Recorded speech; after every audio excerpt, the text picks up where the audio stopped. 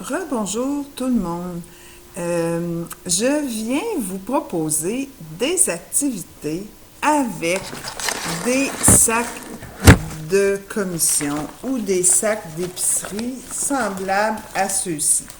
Dans la vidéo précédente, je vous racontais l'histoire de Barney et de Baby Bop qui allaient à l'épicerie. Et comme on n'amène pas nécessairement les enfants à l'épicerie présentement, c'est difficile de les faire participer comme Barney le fait avec Baby Bop dans l'histoire. Mais moi, j'ai choisi de vous proposer toutes sortes de jeux et d'activités que vous allez pouvoir faire avec vos sacs d'épicerie. Alors, sans plus tarder, voici le premier que je vais appeler la chasse au bas. Alors, ce qu'il faut faire, on parle d'un enfant qui est mobile, donc qui peut marcher, ou un enfant qui doit se déplacer en fauteuil roulant, avec de l'aide ou sans aide. On va devoir trouver dans la maison tous les bas que quelqu'un a laissé traîner. Alors, et évidemment, il faudra les mettre dans un sac. Alors, si tu regardes bien, c'est bizarre, la poignée de porte là-bas n'était pas noire. Quelqu'un a laissé là un bas. Donc, je m'en viens ici avec mon sac et je viens chercher le bas pour le mettre dans mon sac à commission. Et là, regarde qu'est-ce que je viens de voir. Il y en a un autre ici. Et si je tourne mon ordinateur encore un petit peu, qu'est-ce que tu vas voir? Quelqu'un a laissé traîner un bas ici.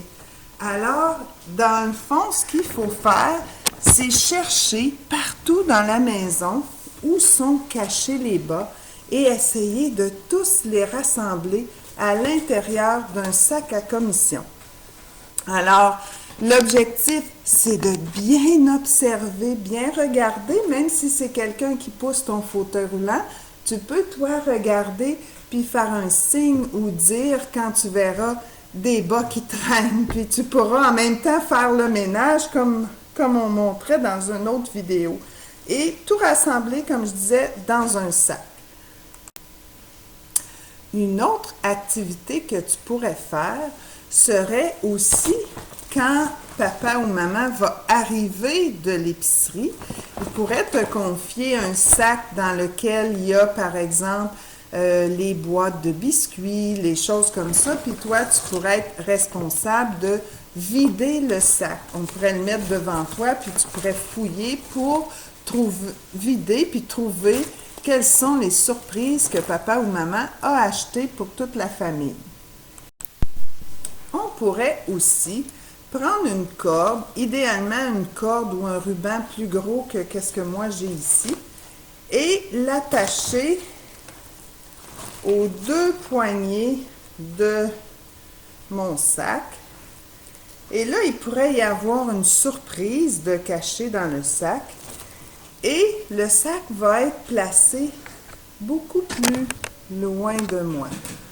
Alors, si mon sac est ici, par exemple,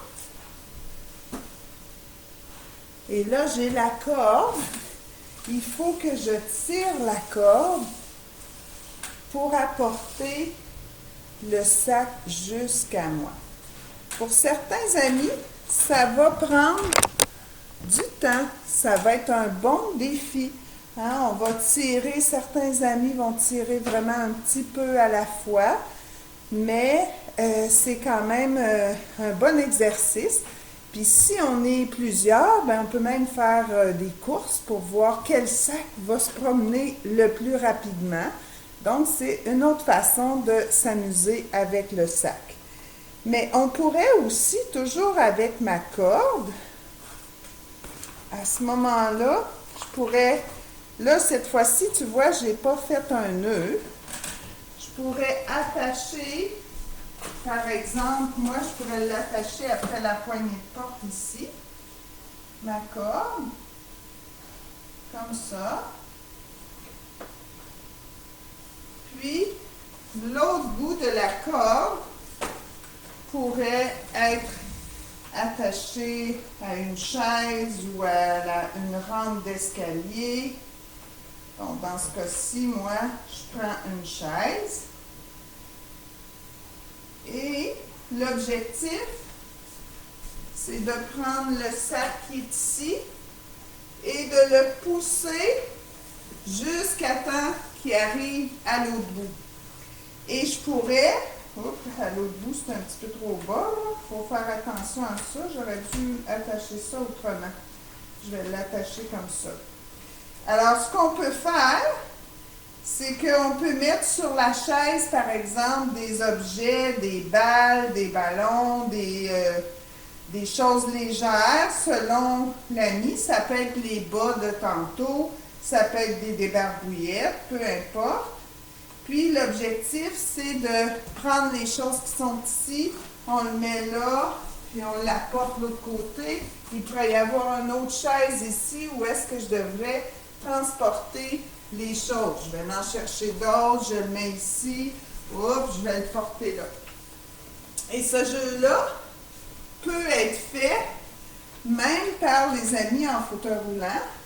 Il suffira d'avoir un adulte qui va pouvoir pousser le fauteuil pour vous aider. Pour le prochain jeu, il faut être deux. Alors, tu peux jouer avec papa ou maman ou ton frère ou ta soeur. Tu peux utiliser un toutou. Tu pourrais aussi utiliser un ballon.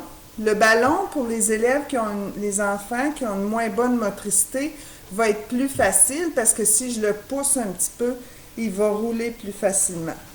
Alors, l'objectif du jeu, je vais essayer de te le démontrer même si je suis toute seule, là.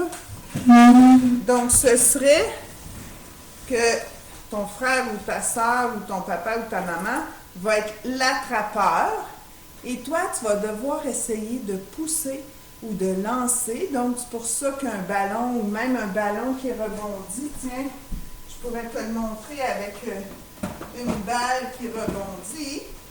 Si tu pousses la balle en bas de ton plateau de fauteuil, regarde bien, hop, et moi je dois l'attraper. On recommence. Alors tu dois, là la balle est sur le plateau, tu la pousses et je dois l'attraper avec le sac. Alors ça pourrait être un jeu amusant que tu peux faire même peut-être dehors avec le sac d'épicerie, puis un ballon ou une balle. Pour faire le prochain jeu, tu devras d'abord faire du transport. Écoute,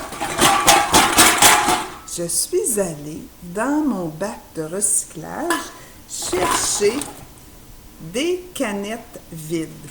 Et regarde bien ce que je vais faire avec.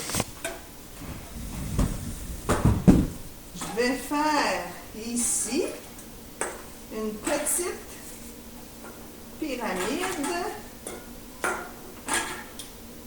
Bon, j'en ai pas beaucoup. Alors, je vais faire le mieux que je peux ma petite pyramide.